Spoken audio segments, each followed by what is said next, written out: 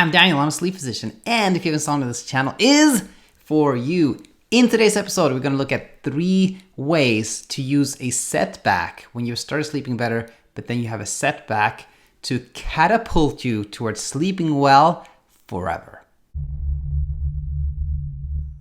Super excited having you here, and before we get started, a quick requested shout out from Alex from Talking Insomnia number 16, who's asking if anybody else has had success with not doing anything and then kind of getting past that sudden awareness that happens when you fall asleep. So if you have previously had kind of like problems with kind of being suddenly aware of like falling asleep, and that's been a problem for you, but you no longer have that, and in particular if you achieved success by not doing anything about it, please leave a comment on this video or on Talking Insomnia number 16, or send me an email so I can share that success story.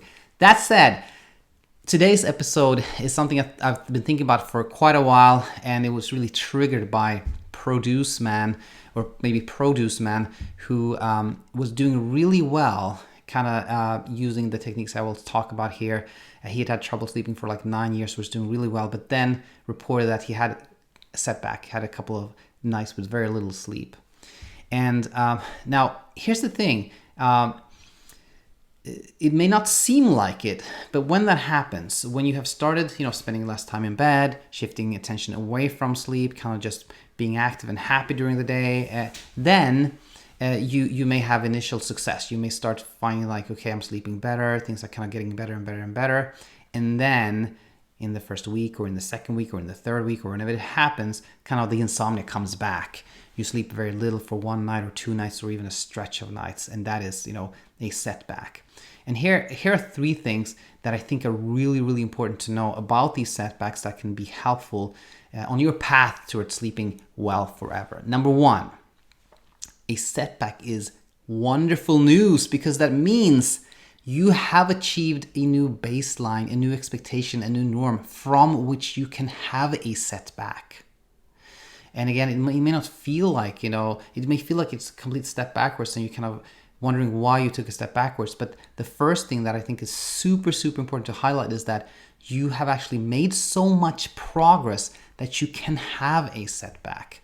Okay, that's number 1. The setback often gets all the attention, but we should give the progress all the attention, and if possible, if it's kind of like a little setback, like a little, just one night where you sleep less than you typically have, then a great strategy is just like treating it like a hiccup, like try completely ignoring it, So anyway, that's kind of the number 1.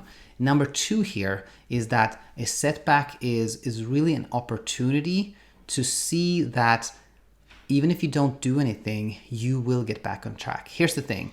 When you start doing better, and you suddenly have kind of this setback again, then it's very tempting to start kind of going into that problem solving mode and thinking like, okay, why did I have that setback?